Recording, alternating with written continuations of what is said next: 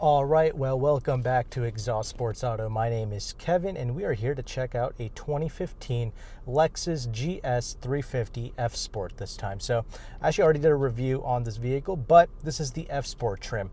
Now, who do we have to thank for this little opportunity? Well, it is none other than Cabriolet Motors in Raleigh, North Carolina. So if you're interested in this vehicle, please do contact this dealership, or if you just want to sell a vehicle under consignment, you may do so.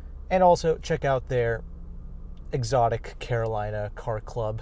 If you want to join that, you may. But yeah, if you want to check out this F Sport GS, has done about 62,000 miles on it, so it's just been broken in, I suppose.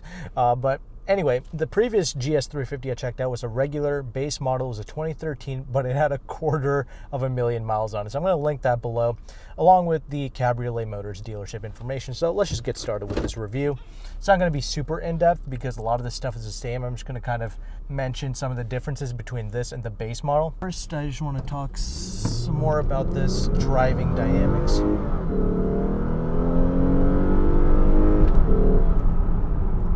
That was sensational. But I guess the first thing I'm going to talk about is the looks, like always. GS, I love the way it looks. Obviously, with the F Sport package, it's been enhanced, of course, the front grille and all that stuff. However, this is not just an appearance package. A lot of people, you like to think that, the F Sport is just garbage, it's a waste of money, it's just a gimmick or whatever. It's not. There's some legitimate key differences with this vehicle. You can decide for yourself how this vehicle looks. I personally love it. I think it's a sleek design. It looks modern. It's about one of the cheapest ways to look like a baller, essentially. So go ahead, take advantage of that. But let's get on with the driving dynamics. Gear shifts are crisp. Everything is satisfying about driving this vehicle. The 2013 car I drove had 250,000 miles on it. I drove like a brand new car. That's not the issue here. So mileage does not really matter here. They all drive like brand new cars, especially this one with only 62,000. So I'm not really tripping over that. But you might be wondering, is this better? Well, the engine performance, obviously, you probably know this. It's the exact same. It's the same 3.5 liter corporate V6 that we all know and love. Still makes like 306 horsepower and about 277 pounds-feet of torque here, which is fine. It's plenty to make this vehicle feel effortless. Weighs about 3,700 pounds. Good weight figure for something like this, mid-size luxury sedans. I guess the main differences with this car is the variable gear ratio steering rack, as well as the upgraded brakes. However, this vehicle has some extra upgraded brakes on top of what the F Sport already came with. But driving dynamics, I still liked it in the 2013 car. You chuck this in, feels fantastic, has a nice neutral balance to the body of it. Is this better than the regular GS 350? Kind of, slightly, just by like a little bit. It hasn't made like a massive difference, but it is nice. I do notice it. The steering rack is a little bit more precise. I do like it a little bit more. The ride quality. Now, it's got some adaptive suspension components too. You can flip it into sport mode. You also get a Sport Plus mode with the F Sport model, so that's another thing you get. But don't worry, this vehicle still rides beautifully, even with everything in Sport Plus and everything like that. That's not something you have to worry about. Now, here's another thing. I've driven the IS vehicles, like the IS 350. I drove the regular and the F Sport version. The IS generations, I cannot buy that vehicle unless it's an F Sport. It made that much of a drastic difference. The IS 350 base just felt so sluggish. The F Sport really helped in that department, so I really like that. Now, this vehicle, I still like the GS 350 in its base version, but the F Sport, just, with the appearance, with the nicer kind of steering rack, of course, it's a little bit better. But the great thing, the most important thing, is they haven't compromised on the ride. So Sport Plus is just give it a nice little launch here. Obviously, there's no wheel spin or anything like that.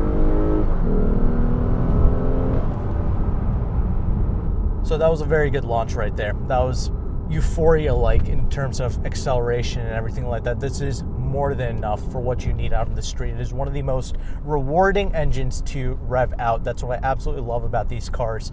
And as you probably heard there, nice little induction tone, because they pipe in that induction, because they have like the little piping, that little sound tubing. It's all real. It's like a real noise that's getting piped in directly from the engine. It sounds sensational. All the V6 model Lexus vehicles get that, so I love it. This is the rear wheel drive trim, but Lexus tunes these vehicles to feel very balanced and very poised, and it never really gets out of hand. And the Sport Plus motor really likes to hang on to those revs there. So I like that as well. It makes a legitimate difference. I do like it, but just put in the sport mode, it feels just fine. Don't worry about it.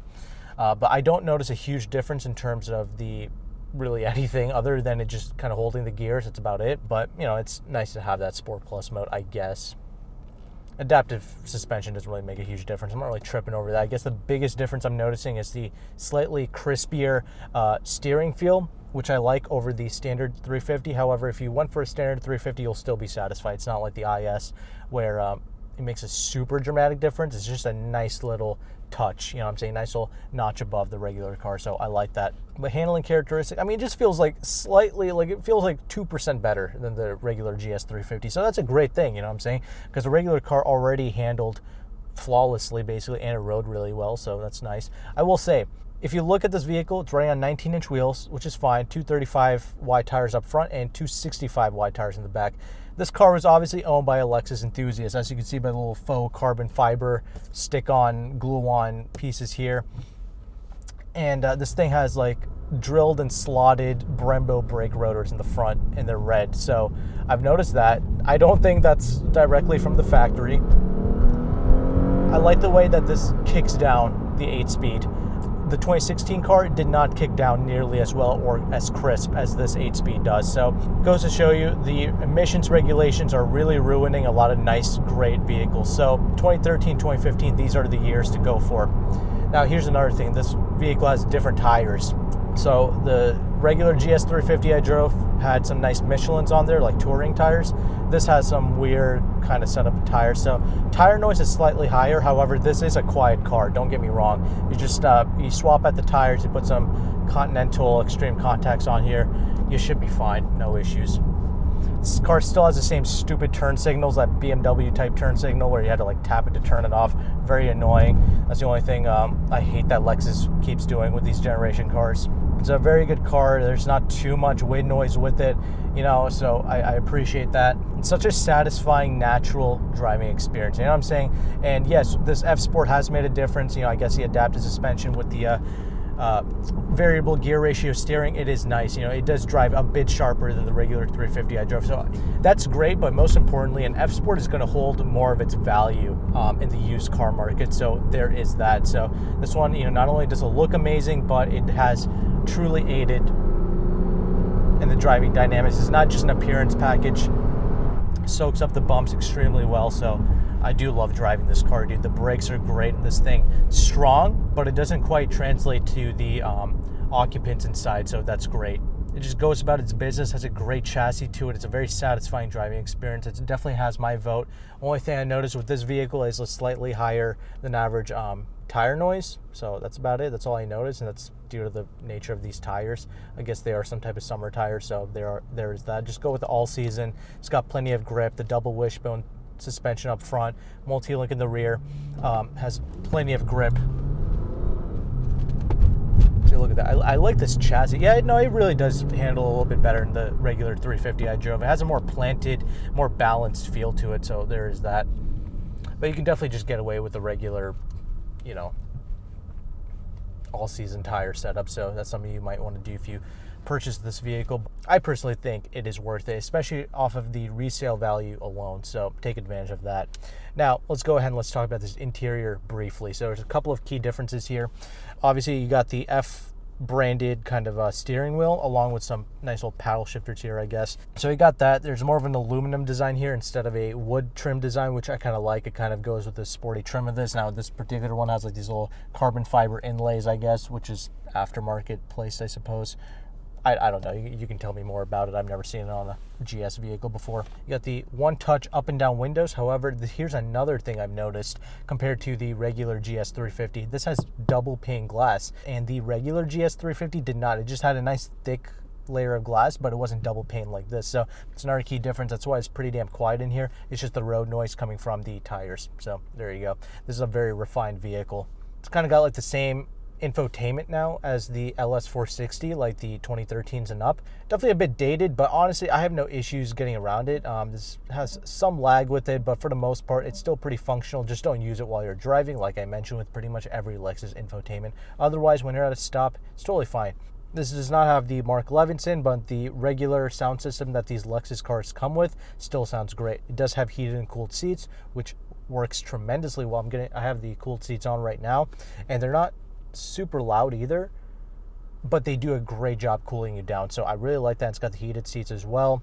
You have a nice blind spot monitoring system with that. That's a nice little safety feature. I like parking sensors. This actually has a lot of nice safety features that don't really get in your way, but are pretty convenient to have. Obviously, it's got a nice little backup camera, of course, and will tilt with the steering input. So there is that.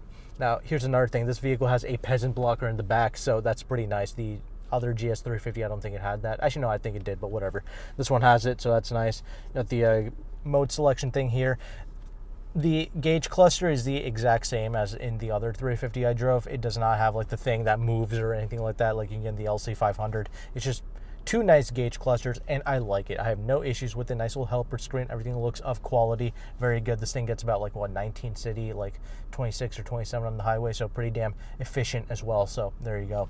Memory seats, all that good stuff. Very comfy seats. So these seats, they're not like the new F Sport models or like something like a GSF or RCF. It doesn't have like the F branded seats, but these are kind of your traditional Lexus seats, but they're very comfy. So I love that. And this interior space is aged amazingly. There's no real creaks and rattles unless you really put some pressure on these materials, but again, who's really doing that? This is still great. And the climate control is fantastic as well. It's all separated from the screen, easy to use, has its own display. Love it. Nice little Lexus clock. You still get the CD player in here as well, which I absolutely love. Rear seats, exact same as the other 350s I drove. Plenty of space for me back in there. I'm 5'11". I can get in and out of this thing, no problem. Has a pretty good seating position actually. Like it's a little bit on the higher side, but it's very good. You can see out of this thing perfectly. It's a very easy car to place and drive, so I like that. But yes, rear seat space is excellent. And I really like it, so that's good. And the trunk is absolutely massive, totally worth it right there. Only thing is you can't fold down these seats, but dude, that trunk more than makes up for it. It is huge. It's like the size of an LS back there. So I love it. I love this car. I like the GS 350 as a whole. It looks fresh, looks new, looks like money, especially in this white paint job. I love it. Those red Brembo brakes look pretty good. It doesn't squeak or squeal or anything like that. It has great stopping power, drives beautifully, no real flaws that I detected. So there you go. Fantastic car to take advantage of. You know it's going to have great resale value. 62K miles. It's literally nothing for this car. So it's a phenomenal driving experience. It is worth it over the regular 350 because it does truly drive a bit better. I do like the slightly crispier steering rack in this. Everything feels fantastic and strong in here. So check it out. Hit up Cabriolet Motors if you want to purchase this specific model vehicle. All their information is going to be in the description box below. Thank you again for watching. Take care and goodbye.